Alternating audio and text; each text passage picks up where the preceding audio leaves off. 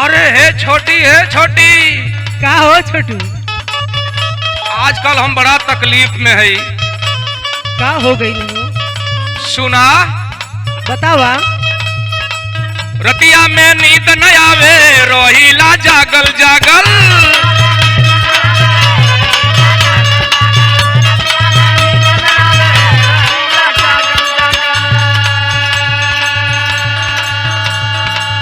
चोटी के चोट छोटी जहिया से हमके लागल।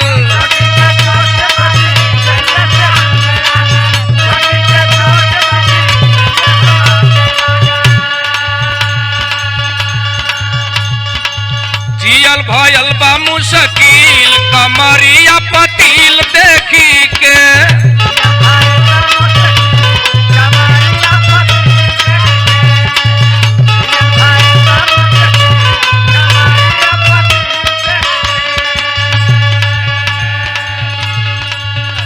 हे छोटू सुना हमार बात।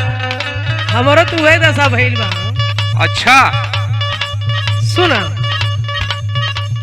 साल 16वां लागल लोगवा भइल बा पागल।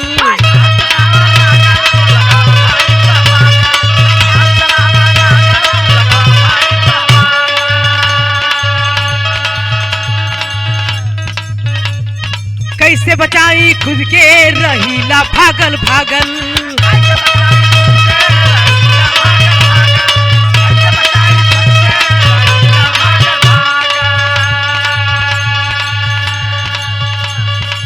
सब ही मांगेला हमर दिल कमरिया पतील देख के।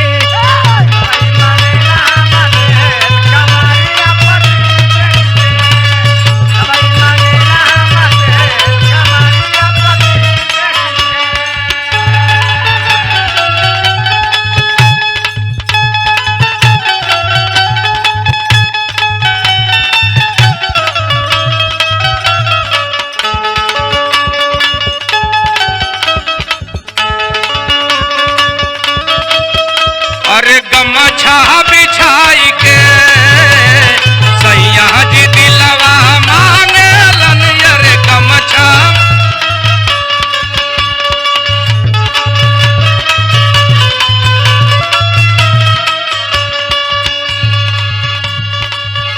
हाथ विधाता गजबे साचा में ढलले हुए तो के।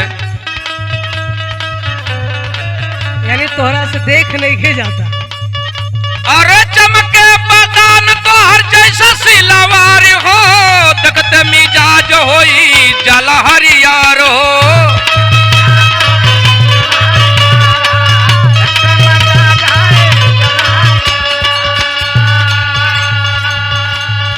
चमके बदान तोहर जैसा सिलवार हो देखते मिजाज होई जला हरियार हो। मन करे कि खड़े जाई लील कमरिया पतील देखी के।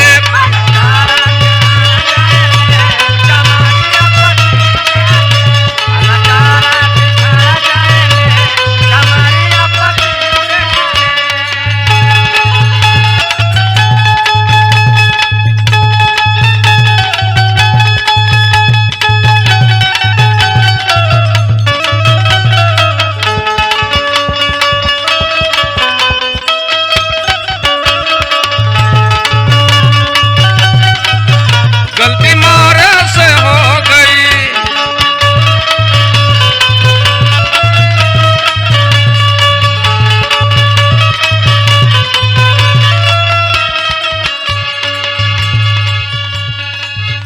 सुना सुना ढेर आगे पीछे मत लगल। हाँ कितना तू बाबू मोरे पीछे पीछे आईबा।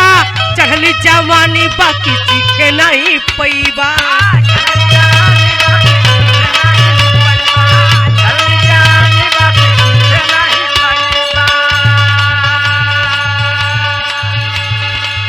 कितना तू बाबू मोरे पीछे पीछे आईबा। चढ़ली जवानी बाकी सीखे नहीं पैबा। दूरे से करा खाली फील दूरे से करा खाली फील कमरिया पतील देख के।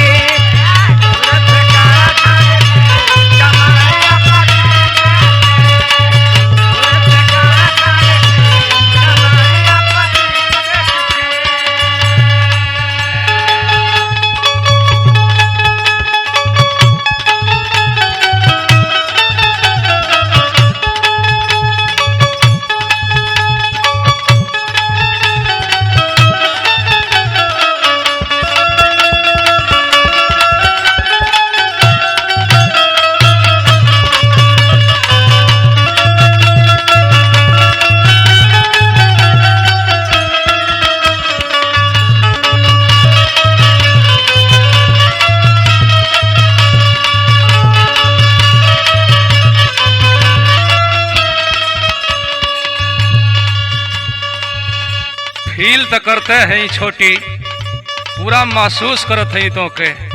यानी एहसास हो गई। सुना सुनावा। ऐसा तू रूपवा के जलवा देखवलू, दीपक तिवारी के दीवाना बनवलू।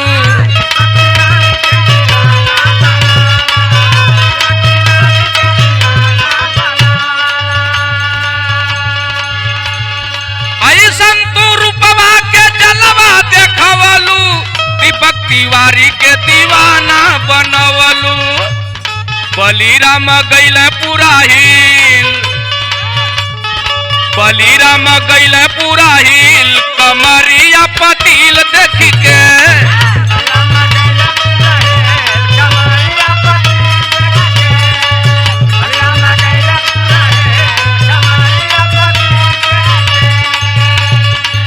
जियल भयल बा मुश्किल, कमरिया पतिल देख के।